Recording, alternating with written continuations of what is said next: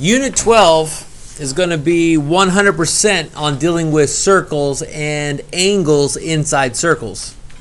So I have drawn for you a circle, and the basic facts that we're going to use, this first section is called major and minor arcs, but before we even get to that, we just need to go back to our absolute basic, and that is this. Circles are created by taking a radius and rotating it 360 degrees around the circle. You need to know that by going from this radius, from that center all the way around, that would be a total rotation of 360 degrees. That's pretty common sense.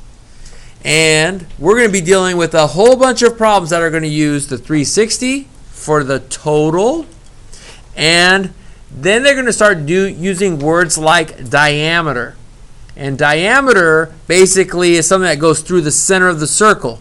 If it goes through the center of the circle, it's going to cut it into two semicircles, and the semicircles are half of a circle, otherwise known as a total of 180 degrees for half of a circle. So if I have half of a circle, I'll just leave that like that. Then there's 180 on this side, and then these two will add to 180 on that side as well. So think of it like that. A minor arc is an arc that is less than 180 degrees. When you look at this circle that I have drawn here, there is a blue piece and then there's a black piece. The blue piece is the minor arc from here to here, AB. If we write it with two letters, 9 times out of 10 we're talking about the shortest distance from A to B. That is a minor arc. A major arc is where we usually use 3 letters and we're saying we're going around the outside from here all the way outside from ACB. It's something that's greater than 180 degrees. If you're wondering what happens when it's equal to 180, it's not a major or minor. It's actually just called a semicircle. That's what it's called. So almost all our problems are going to be 360, or 180, or something along those lines. Other facts you're going to use: the major arc plus the minor arc. The blue piece plus the black piece should total 360 degrees. The other facts you're going to use is that the measure of the central angle is equal to the arc it intercepts. For example, if this is 87 degrees, if that's the central angle, meaning the angle has a vertex at the center, then this arc that it intercepts is also 87 degrees. The central angle is equal to the arc it intercepts. If this was 90 degrees, that'd be 90 degrees. It's very simple to do problems in the first section. If you know what the center is, you know what the outside is. Angles are on the inside. Angles are written with 3 letters, side, vertex, side. I say that because sometimes you're going to have some harder questions and we got to know the difference. Arcs are on the outside. So this is a central angle. This is the arc. Arc, angle. Angle, arc, just so you know what we're talking about when we do problems. The rest of the things that I have are examples. 2 I chose, 4, 6, and 9. 4 examples for you to do. Number 2 is on your worksheet. You can do this with me if you would like. It says, which one has the largest minor arc? First thing I have to know, minor arc. Are we talking about the black piece or the blue piece in the picture? Black piece or blue piece? Say it out loud. The blue piece. You're absolutely right. So we need to figure out how big or how many degrees the blue piece is, and how big or how big this blue piece is. And so here's what I would do if I were you. Since I know that this angle here is 2x for the minor arc, and I know that the major arc has a 7x minus 9 next to it, I should know what their sum is equal to. The minor arc plus the major arc equals how many degrees? 360. So I'm just going to put that 2x plus the 7x minus 9 should equal 360. I'm going to work that out real quick off to the side. That makes 9x minus 9 equals 360. I'm going to add 9 to both sides. 9x equals 369. Divide by 9. 9 goes in there 41 times. Now, I got x is 41, but that's still not the minor arc. The minor arc is where you plug this back in. In geometry, the biggest key to almost every problem is making sure you plug things back in. You find x, 41. Well, what's the minor arc? The minor arc is 2 times 41, which is 82. I know that this minor arc in part A is 82 degrees. I don't know about B yet. Do not assume that this x over here is the same as this x over here, because they created a whole different problem over there. We still solve it the same way. 2x minus 19 plus the 5x plus 29 is going to equal 360 degrees. The minor arc plus the major arc is equal to a total of 360. Let's combine those like terms. 7x plus 20 plus, no, not 20, plus 10 is equal to 360. Subtract 10. 7x is equal to 350. Divide by 7. X is 50 this time. But that's not the minor arc. We got to take it and we got to plug it back in. We got to do 2 times 50 minus 19, or 100, take away 19, and I believe that means it's 81 degrees. So I chose number 2 because it had the most amount of math in it. And if this makes sense to you, this is like the hardest that it gets, which is why a lot of you are probably going to want to have this as a test and not a quiz, because if you understand this, you go, oh, I could do that very easily. I could get a really good grade, and I might need that, especially after these last couple tests, right? So which one has the largest minor arc? Does A have the largest minor arc, or does B have the largest minor arc? Our final answer is A. And we know we're right because we did the math. It's as hard as it gets.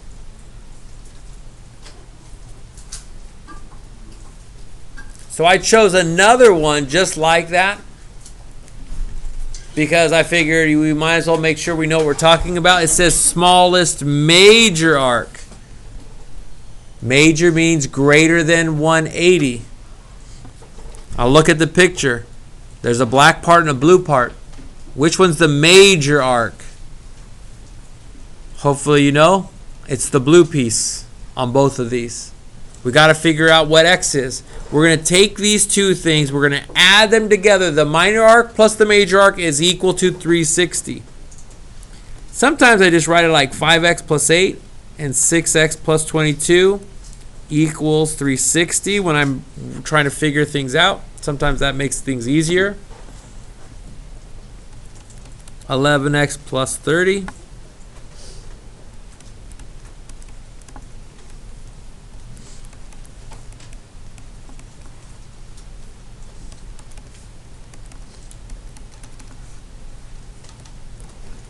So I get all the way to where x is equal to 30.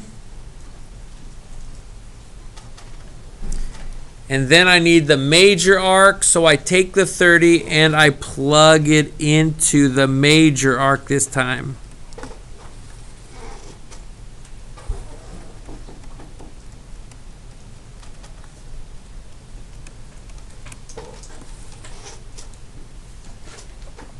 So I figured out what the major arc is for A. I need to do the same thing for B.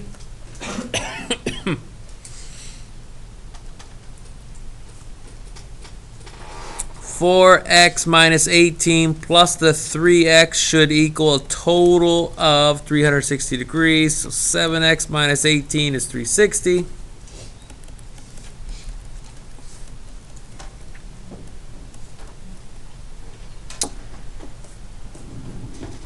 I divide by 7.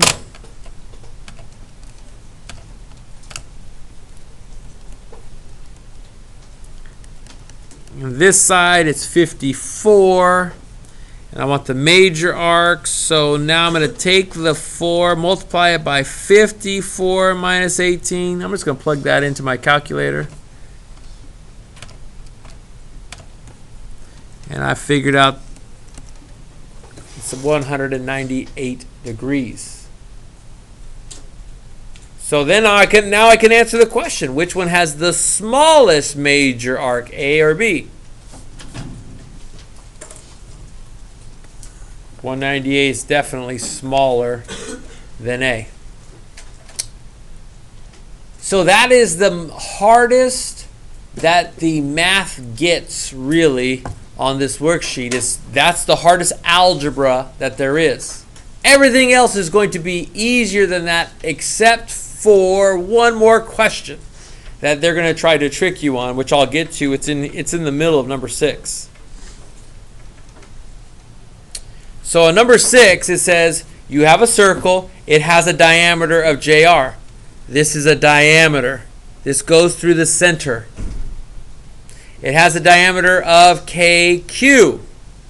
And the measure of angle RCQ is 50 degrees. R, then C, then Q. They're saying this inside angle is 50 degrees. We also know that this was a diameter and this was a diameter. Actually, let me erase that because I don't want to cover up the Q real quick. I need to see that Q. Those two red lines are now diameters. So let's go through these questions. What's the measure of arc RQ? If the angle is 50 degrees, what's the arc going to be equal to? Hopefully you know. 50 degrees. Then they say what's arc JQ? And they told you this was a diameter. Diameter creates half of a circle.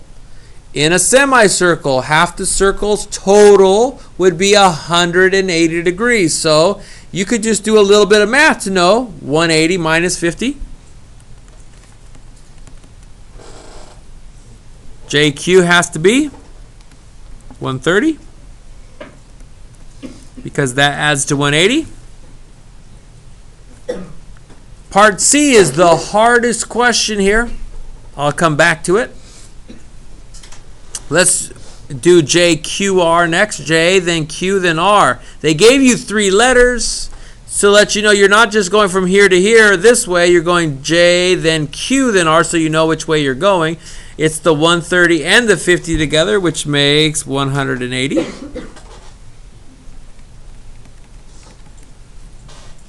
Then it says J, K, Q. J, then K, then Q. Well, that's 180. And that's 50. If you remember something called vertical angles, those are the same, which means this has to be 50 and that has to be 130. So from here to here to here is 180 plus 50.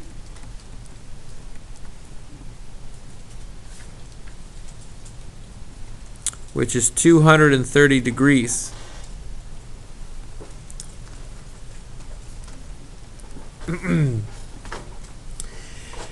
So those 5 parts are the easiest ones to do. I skipped C on purpose because I knew it was going to be the hardest one that you guys have.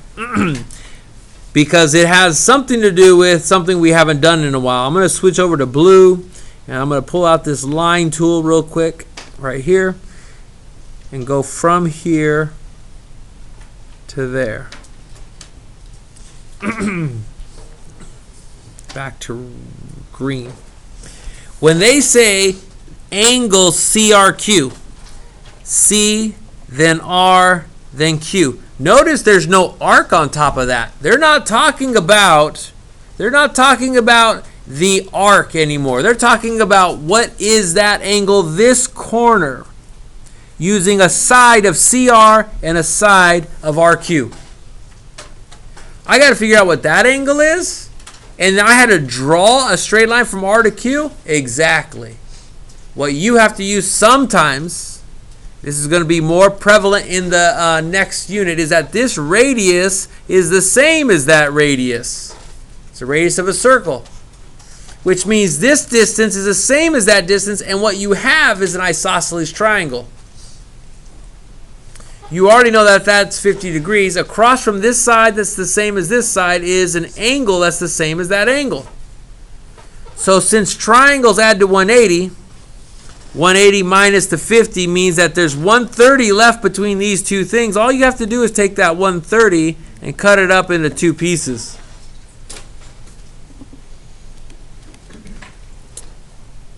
If you think about it, 65 and 65 is 130 plus the 50 is 180, and I had to use an isosceles triangle for it, and I had to draw and know things about angles. That's the hard, I mean, it wasn't mathematically hard, it was just had the most amount of previous information you had to remember from previous units. Isosceles triangles came from unit 3, and we're in unit 12. There you go. Last example is that they are going to throw in some factoring review on not just this worksheet, but in the second worksheet, and the third worksheet, and the fourth worksheet. There's GCF factoring. There is, what else is there? There's difference of squares factoring. There's guess and check. So let's just do a guess and check. If you forgot, we picked numbers that multiply be here, like x times x. We go, okay, 1 times 40, 2 times 20, 4 times 10, 5 times 8. And what you're looking for is which one of these, when we multiply them, is going to equal that negative 3x. As soon as you think you know, you guess. This times this equals the first one. We want to choose the one that's somehow going to add or subtract to be 3. How about the 5 and the 8? I think I can get to negative 3x by having a negative 8x and a positive 5x. I'm pretty sure if I foiled this out, it would work.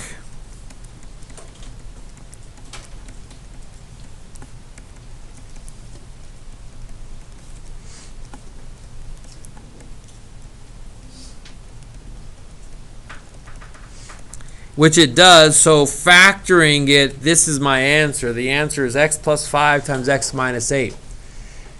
Keep in mind, if you're not good at factoring, you may need to go back to Unit 10 and start reminding yourself, how do I factor things again? Let me see. I want to make sure it's Unit 10. Nope. Oh, nope. Unit 9, I knew I had to go back to my Unit 9 note. That was factoring. We learned how to do a bunch of different types of factoring in Unit 9. 9.3 notes.